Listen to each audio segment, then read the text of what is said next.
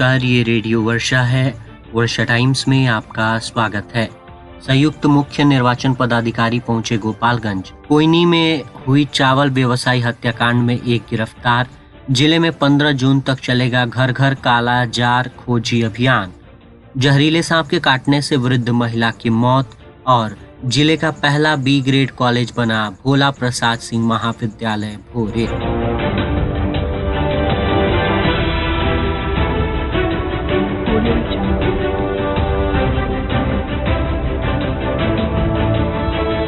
वर्षा times के साथ मैं नवनीत। वर्षा टाइम्स विस्तार से।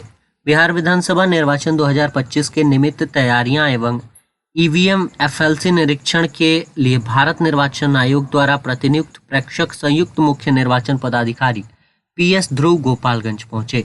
जिला पदाधिकारी सह जिला निर्वाचन पदाधिकारी पवन कुमार सिन्हा द्वारा उनका स्वागत किया गया। पीएस ध्रुव छत्तीसगढ़ संवर्ग के भारतीय प्रशासनिक सेवा के अधिकारी हैं। प्रेक्षक द्वारा जिला पदाधिकारी गोपालगंज एवं पुलिस अधीक्षक गोपालगंज के साथ ईवीएम वेयरहाउस पहुंचकर वहां किए जा रहे ईवीएम एवं वीवीपैट एफएलसी कार्यों का राजनीतिक दलों के प्रतिनिधियों की उपस्थिति में गहन अवलोकन किया। इस क्रम में भारत निर्वाचन आयोग के एसओपी अनुसार सभी कार्यों यथा संधारित पंजी, कार्यरत कर्मियों के पहचान पत्र, सुरक्षात्मक दृष्टिकोण से लगाए गए सीसीटीवी कैमरे, वहां बनाए गए कंट्रोल रूम एफएलसी के क्रम में सभी राजनीतिक दलों के प्रतिनिधियों के सामने ईवीएम एवं वीवीपैट की पारदर्शिता तरीके से की जा रही एफएलसी के बारे में electronic corporation of India limited के टीम लीडर दिनेश दत्ता द्वारा प्रेक्षक महोदय एवं उपस्थित राजनीतिक दलों के प्रतिनिधियों को सभी प्रकार की तकनीकी जानकारी दी गई। एफएलसी प्रक्रिया के बारे में विस्तृत जानकारी देते हुए सभी तकनीकी पहलुओं का अवलोकन कराया गया और उन्हें पूर्ण रूप से संतुष्टि दिलाई गई।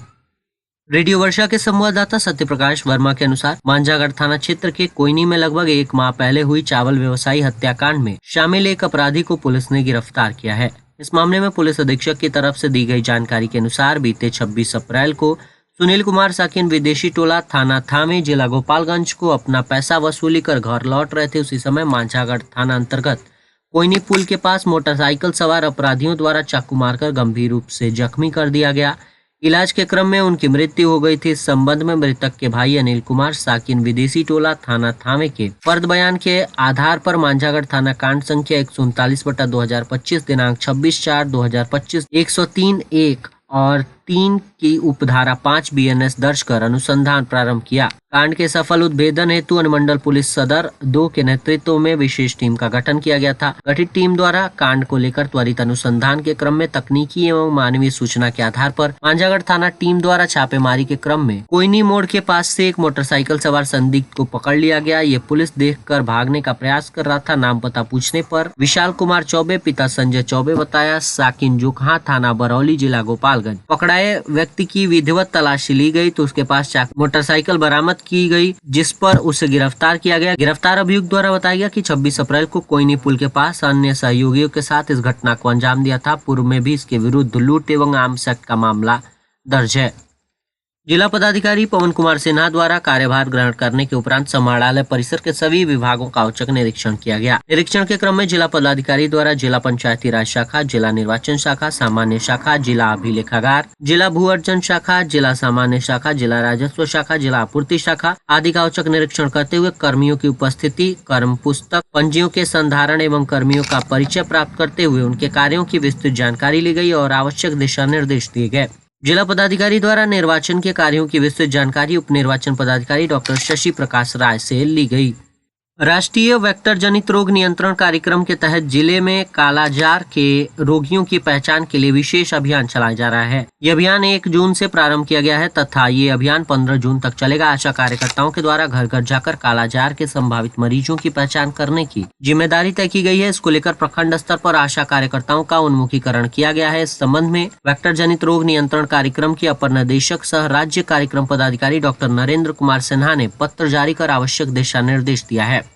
निर्देश में कहा गया है कि प्रभावित ग्रामों के प्रत्येक घर में जाकर प्रत्येक परिवार के कम से कम एक पुरुष सदस्य 15 से 60 वर्ष को प्राथमिकता देते हुए सभी संदिग्धों की स्क्रीनिंग की जाएगी। अभियान की सूचना सभी संबंधित पंचायत एवं राज प्रतिनिधियों को पूर्व सूचना के तहत दे दी गई है। प्रभावित ग्रामों को पंचायतवार चिन्हित किया जाना है। जिला वेक्टर जनित रोग नियंत्रण पदाधिकारी डॉक्टर सुषमा शरण ने बताया कि राष्ट्रीय वेक्टर जनित रोग नियंत्रण कार्यक्रम भारत सरकार द्वारा कालाजार उन्मूलन के लिए किया जा रहा है। लक्ष्य को आगे भी उसी स्तर पर बनाए रखने को लेकर कालाजार, पीकेडीएल, HIV, VLA के छुपे हुए रोगियों की घर घर खोज कर समय से उनकी जांच एवं उपचार सुनिश्चित किया जाएगा। गोपालगंज जिले के बरौली विधायक राम प्रवेश राय के खिलाफ भ्रामक खबर चलाने पर उनके एक समर्थक ने एक यूट्यूबर सहित 2 पर बरौली थाने में FIR दर्ज करा दी है। दर्ज FIR के माध्यम से मांझा मध्य के भाजपा मंडल अध्यक्ष व 20 सूत्री समिति के सदस्य अशोक शाह ने आरोप लगाया है कि विधानसभा बरौली के पूर्व निर्दलीय प्रत्याशी सुनील कुमार यादव तथा अमरजीत यादव यूट्यूबर अमरजीत गिरी द्वारा मेरे विधायक व पूर्व मंत्री के विरुद्ध मिथ्या व भ्रामक खबर चलाई गई, जिससे वे काफी मर्माहत हैं। रेडियो वर्षा के संवाददाता त्रिलोकीनाथ दुबे के अनुसार श्रीपुर थाने के मेसर बतरहा टोला जमुनी डीह गाँव में बुधवार को एक जहरीले सांप के काटने से वृद्ध महिला की मौत हो गई। मृतक रामांती कुंवर 65 वर्ष की थीं, जो स्वर्गीय मोतीलाल भगत की पत्नी थी। घटना की सूचना मिलते ही आसपास के लोग घटनास्थल पर पहुंचे, जहां बेहोशी की हालत में वृद्ध महिला को इलाज के लिए स्थानीय सामुदायिक स्वास्थ्य केंद्र फुलवरिया में भर्ती कराया गया, जहां प्राथमिक उपचार के बाद अस्पताल के डॉक्टरों ने स्थिति नाजुक देख सदर अस्पताल को रेफर किया, जहां इलाज के दौरान उनकी मौत हो गई। ये महिला अपने भाई के शादीशुदा पुत्र मनोज कुमार सिंह को गोद लेकर घर पर रखी थी, जो अपनी बुआ का देखभाल करता था। मनोज ने बताया कि सुबह वो खेत में काम करने गई थी। उसी दौरान जहरीले सर्प झाड़ी में छिपकर बैठा था, जहां पैर पड़ते ही काट लिया। सदर अस्पताल में शव का पोस्टमार्टम करने के बाद डॉक्टरों ने मुझे सुपुर्द कर दिया है, जहां घर वापस लाकर अंतिम संस्कार किया गया है। घटना की सूचना पर स्थानीय विधायक राजेश कुमार सिंह कुशवाहा अपने प्रतिनिधि मंडल मुखिया संघ के पूर्व अध्यक्ष मनोज कुमार सिंह सहित कार्यकर्ताओं के साथ पीड़ित परिवार के दरवाजे पर पहुंचे, जहां परिजनों को सांत्वना देते हुए मुआवजा राशि दिलाने संबंधित आश्वासन दिया। भोरे प्रखंड मुख्यालय में अवस्थित BPS कॉलेज जिले का पहला B ग्रेड कॉलेज बन गया है। इससे कॉलेज को नैक मूल्यांकन में फायदा मिलेगा तथा कॉलेज के विकास के लिए UGC से ग्रांट मिलने का रास्ता भी साफ हो गया है।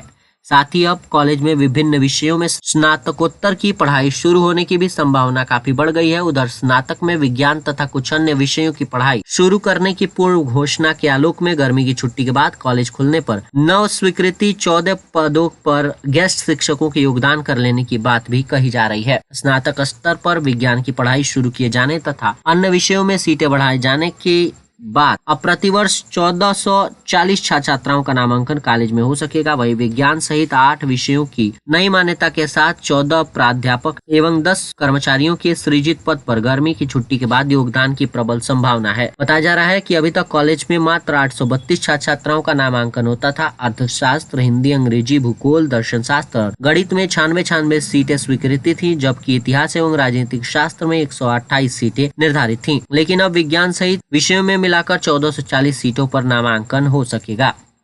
भोरे प्रखंड कार्यालय परिसर में स्थित मनरेगा भवन में बुधवार को इंडिया गठबंधन का प्रखंड स्तरीय संवाद कार्यक्रम आयोजित किया गया।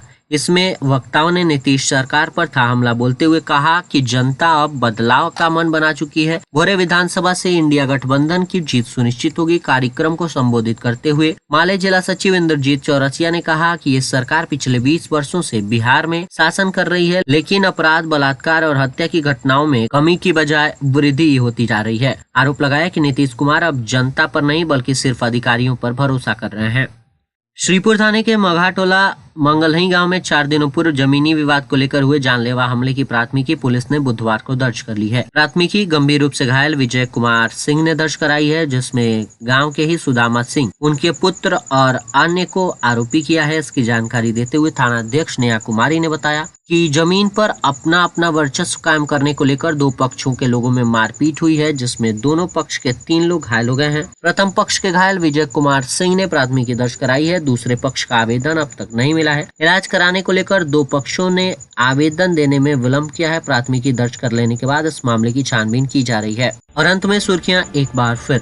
संयुक्त मुख्य निर्वाचन पदाधिकारी पहुंचे गोपालगंज।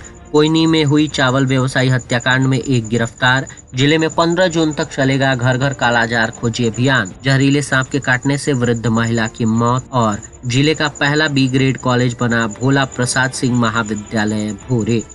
वर्षा टाइम्स का ये अंक यहीं समाप्त हुआ। नमस्कार।